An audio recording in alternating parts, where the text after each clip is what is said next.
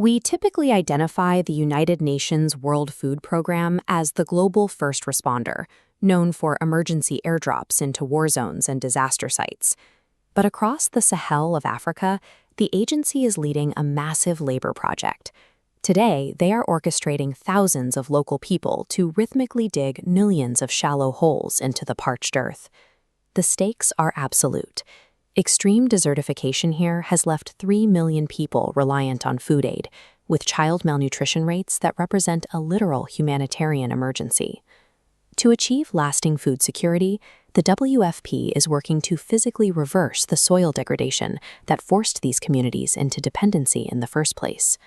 The environmental baseline in the Sahel is unforgiving. For 9 months, intense heat bakes the earth until the soil forms a thick, impenetrable hard pan. This creates a geographic trap known as the flood and drought cycle. Because the ground is effectively baked solid, when the short rainy season finally arrives, the water cannot soak in. It flashes violently across the surface in massive, destructive floods. These fast-moving waters strip away whatever fragile topsoil remains. Once the sun returns, the landscape is a scoured wasteland, incapable of sustaining crops or livestock. Survival is impossible in a landscape that rejects rain. A broken water cycle leads directly to a collapsed food system.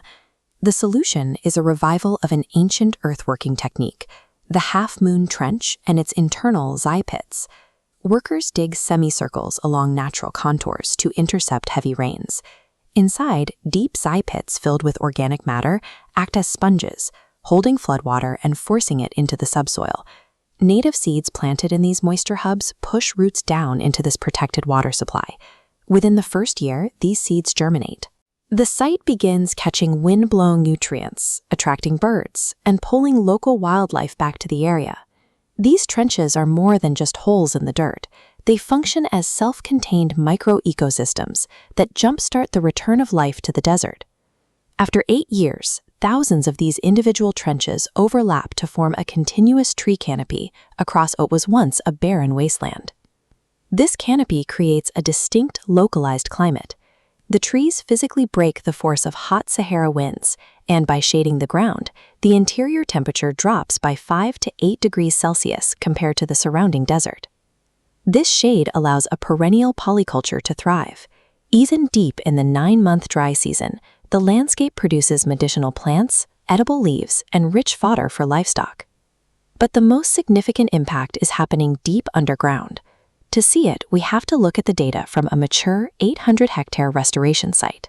Across a site this size, the trenches capture 3 million cubic meters of water. Roughly 15% of that volume drains far enough into the earth to permanently refill the regional water table. By fixing the surface biology, the WFP and local communities have essentially rebuilt the region's underlying geological water storage. The recharged aquifer has immediate human consequences. Villagers can now pump groundwater to sustain productive market gardens 365 days a year. Communities that previously suffered from near-total malnutrition are now growing and eating a diverse diet of nutrient-dense fruits and vegetables. This chart shows the socio-economic results. Over 5 years, these projects successfully moved 500,000 people off food assistance. The math is exponential. By stopping runoff and blocking winds, every restored hectare protects 3 downstream. 300,000 treated hectares effectively stabilized 900,000 hectares. This is the functional reality of the Great Green Wall.